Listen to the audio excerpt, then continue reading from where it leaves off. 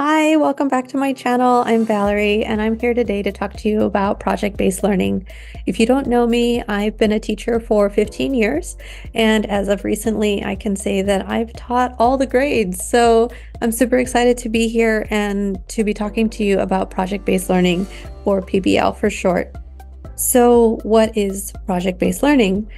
Project-based learning is combining two subjects in order to create one big assignment or one big project for students. So for example, my most memorable assignment was in 8th grade, and we had to do, it was a history of rights. So we got to choose any rights that we wanted to. We chose women's rights, and we had to talk about how they had changed over time. So that's the history element. We had to talk about financial impact. So that's the math, right? And then we also had to talk about, or we had to do a write-up. So that would be the English, right? The essay part. It was so much fun. We went to the thrift store and bought clothes, and we reenacted different periods of history together. And to this day, it's still one of the most fun memories that I have of middle school. And I think as teachers and as educators, we really want to make sure that our kids leave with these kind of indelible memories, right? The things that they don't forget even when they get older.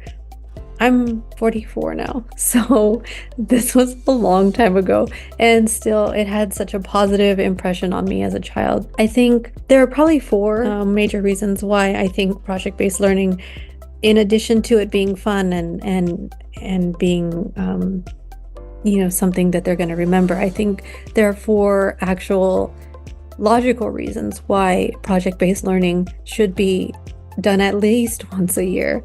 And the first one being language acquisition. So when we think about public schools, one of the issues that we have is that students have a really hard time with domain-specific language. So if we're giving them scientific language or math language or specific English language, they use it in a bubble and they don't really understand how it applies in other areas. And then when they take tests, they really don't understand what it is that people are asking them to explain. If we can show them how language acquisition, those domain-specific words work in different circumstances, which is what project-based learning does, it's actually really beneficial to their language acquisition, which brings me to number two. One of the great things about project-based learning is that it allows students to engage in critical thinking skills and not just rote memorization, right? They have to understand something and then turn it into something else. And that sort of critical thinking takes time, but it is so great for that long-term memory building. And number three, any project, right, is going to enhance collaboration and communication skills. But when you've got that extra added layer of critical thinking, you're asking the students to perform at a higher level. That alone is worth the price of admission for school, especially public school. So I know for me personally, wherever I am, I'm trying to work with other teachers. I know in middle school, the history teacher and I used to work together all the time. And recently I've been talking to the science teacher at our high school. He's doing a zombie survival game where the students have to choose like water filtration, or they have to acquire a place to live. They have to do sustainable food. So they are working on the science element. But for me, they're going to do a creative writing assignment where they use all of their knowledge of that to work that into how they survive this fictional situation. It's fun. It allows them to use the words that they've gotten from their project and then put them to use in mine. But they're also working together in order to survive in this little fictional world, which that collaboration and that communication translates into the writing, and it just all works together to make them more engaged. And that brings me to number four. which is motivation and engagement. When you do a project with students, it doesn't matter what age group you're having them work together, they're going to be more excited. They're going to have their little way of working through their logistical problems. They're going to have their own way of sorting out differences, and they're going to find unique and exciting ways that maybe you hadn't even thought of to solve their problems. And to allow them to do that, I feel like that's the reason we teach, right? We want to see them use their brains to accomplish the tasks that we've set out for them. And when we give them something exciting, they are so happy to do it. And the retention rate and the critical thinking skills, and also the submission rate, like, let's be honest, we don't always get all of the assignments back from our students.